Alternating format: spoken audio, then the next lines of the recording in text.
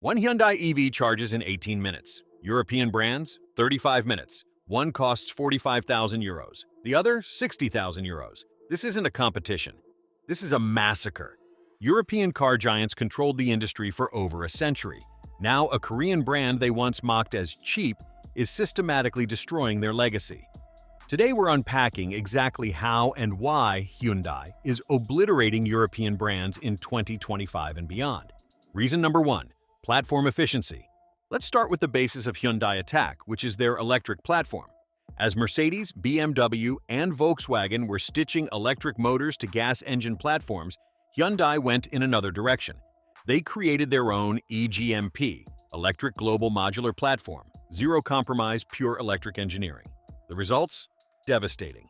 On 800-volt architecture, the Ioniq 5 can recharge 10% to 80% within 18 minutes. The Audi Q4 e-tron, over 35 minutes. The iX3 of BMW and ID4 of the Volkswagen are perpetually stuck on refurbished ICE models that were not intended to be electric. That is hardly enough time to have a cup of coffee and stretch your legs when European EVs remain sitting there in the plug. This is where the genius comes in because this platform can be extended to full-size SUVs. Hyundai is not having to redefine the wheel with each new model. Their integrated modular architecture has made pure electric and hybrid cars equally compatible. It is as though you have a single remote that is current to your whole house, and your neighbors are holding many different remotes.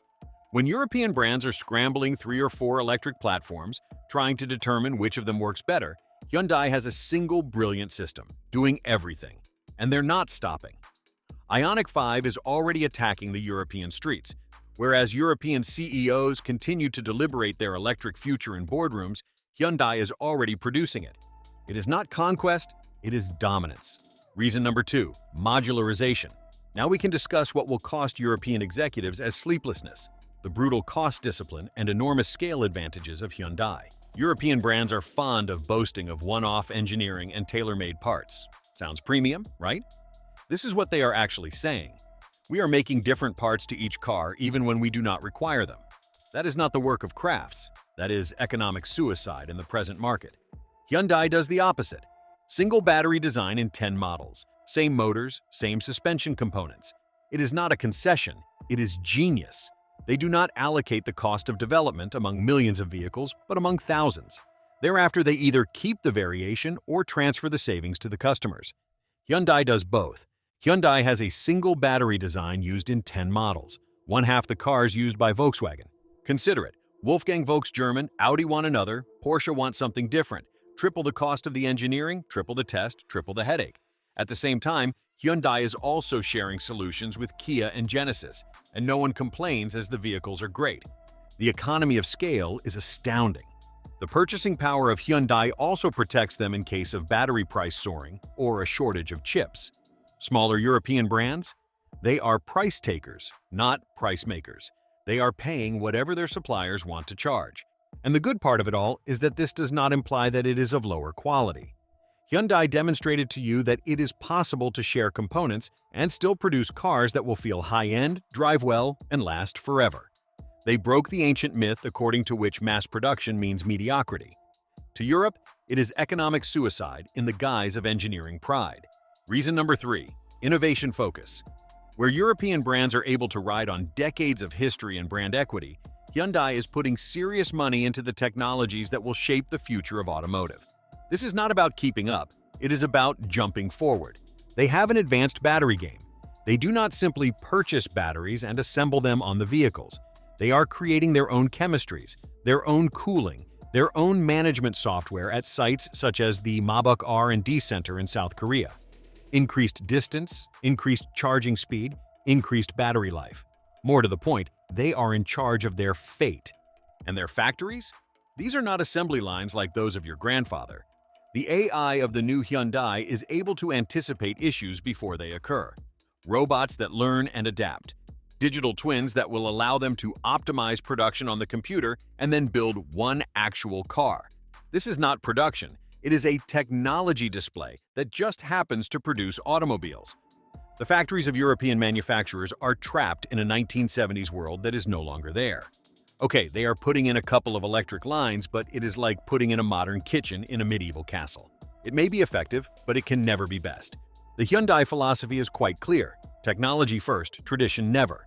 They are developing software internally, and European brands are outsourcing it and asking themselves why their infotainment is 10 years behind. They are designing cars which get better with age, not monuments to be seen and touched at the counter. To buyers, it has faster over-the-air updates. Reason number 4, localization. Hyundai now knows what the European firms discovered a long time ago. In order to be a global winner, you have to be a local producer. None of the tariffs, none of the high shipping fees, none of the protracted delivery duration. It is not merely their Turkey factory that is assembling cars, it is a statement. We are not going to your market. We are heading in. Cheaper, quicker, no tariffs. European customers will perceive a brand as investing in them and not taking out of them. This is where it becomes smart. Localized production implies localization. European customers desire different interiors to Americans? Done. Different safety features? Easy. When factories are around, you become used to them in no time, rather than attempting to create one world spec that nobody really prefers. By the year 2030, Hyundai targets a global sale of 5.55 million vehicles, surpassing all the other Peugeot, Citroën, and Fiat. And even as pure EV euphorics argue online, Hyundai still quietly leads the hybrid market as well. Not all are prepared to go fully electric, and Hyundai understands it. They have their brilliant hybrids and are taking away sales as European brands are falling all over themselves in trying to move everyone into costly, range-anxious EVs. The plan is ideal: become global, become local, evolve all the time. The flexibility cannot be compared with European brands whose central production and rigid systems are unable to reach this flexibility. Should I carry out a complete D-review of the Ioniq 5, which is a Europe-oriented weapon by Hyundai? Comment below. Reason number 5, affordability plus performing. This is the truth, and it is ugly. Hyundai is embarrassing the European brands in their yard. Ioniq 5, 45,000 euros. Audi Q4 e-tron, 55,000 euros. BMW iX3, 60,000 euros. Take any Hyundai EV. Compare it with a comparable European EV. Same range, same features, same quality interior. Yet the Hyundai is priced at Euro 5,000, 8,000, and even 10,000. What does that mean to European brands? They can't, not with a straight face. The Ioniq 5 offers more than 300 miles of range, ridiculously fast charging, a gorgeous interior, and a wonderful driving experience. It is much cheaper than similar models of Mercedes and Audi. And this is the stinging reality of the European brands. When they are both occupied, customers cannot tell which of them is supposed to be luxurious. European brands have constructed their whole company on 2 assumptions. People will spend more money on the badge, for prestige, for bragging rights. Hyundai is methodically killing that assumption by proving that expensive without being better is just air and marketing. But Hyundai is not just competing on price, they are competing on thrills. The Ioniq 5N hits 0 to 60 in 3.4 seconds, performance that would have been a 6-figure investment by a European brand 5 years ago. Track-ready handling, supercar acceleration. Nor do you have to sell a kidney to get it. European engineers are yet to agree on the best strategy, as Hyundai already sells it. There is no third way. Europe reduces prices and destroys margins, or preserves margins and deprives customers. Reason number 6, guarantee. A warranty means a promise. We believe in our cars, and a short one is a sign of bad faith. Hyundai has a 5 to 7-year warranty and an 8-year battery warranty on EVs. Mercedes, 3 years. Audi, 3 years. The message is beyond clear. Hyundai has confidence in their product. European brands? Apparently not so much. This is not a repairing thing, it is a psychological war. That is a huge difference when a customer is choosing between Hyundai and BMW based on their warranty. Here is where it gets very interesting. The trustworthiness of Hyundai has actually matched with the European brands. Research by third parties has always found that Hyundai vehicles last longer, require fewer repairs, and are worth more than originally expected. The stereotyping of the Korean cars as junks that can be disposed of at any age is finally over. European brands still sold on the outdated image, and Hyundai simply got better. In ownership experience, it will also count. Hyundai dealerships are contemporary, transparent, and accessible to do business with. European dealerships? Most of them continue to treat you as they are doing you a favor to sell you a car. The arrogance, which was a blessing in times when they had no competition, is a curse when the customers are informed and have a choice. 20 years ago, Hyundai was the cheapest alternative. Today, they are the intelligent option. That change did not occur randomly. It occurred due to incessant emphasis on quality, which is supported by warranties to show that they are serious. Reason number 7. Software-defined vehicles. The future of car competition will not be in hardware competition. It will be software. Hyundai realized this sooner than most European automotive manufacturers, and they are developing the ability to lead in a software-defined world. SDVs are the new frontier. Cars do not stay in one location once sold, but instead are platforms that can be updated, enhanced, and customized as long as they are in their life cycle. Hyundai has put a lot of money on over-the-air update systems. That is, they can add features, improve performance, eliminate bugs, and optimize user interfaces without customers going to service centers.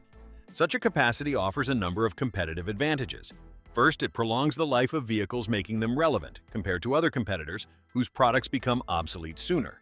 Second, it allows Hyundai to offer features and services after sales in the forms of software subscriptions and upgrades.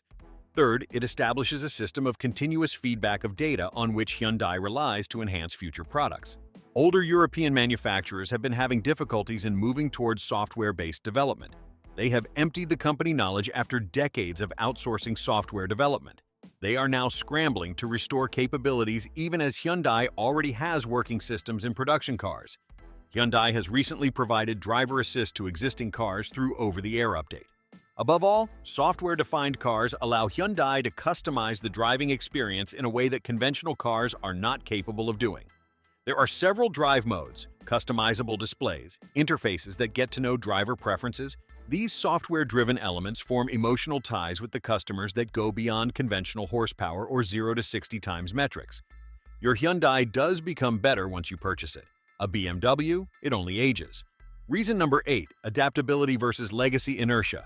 It is also a liability to be very large when you are unable to move at a speed. Hyundai can pivot. European brands are hardly able to turn. Manufacturers in Europe have decades of baggage of their own. Union agreements from the 1970s, plants that are intended to produce engines and transmissions which no one wants anymore. Several levels of hierarchy in which all decisions must be passed by 17 individuals working in 12 departments.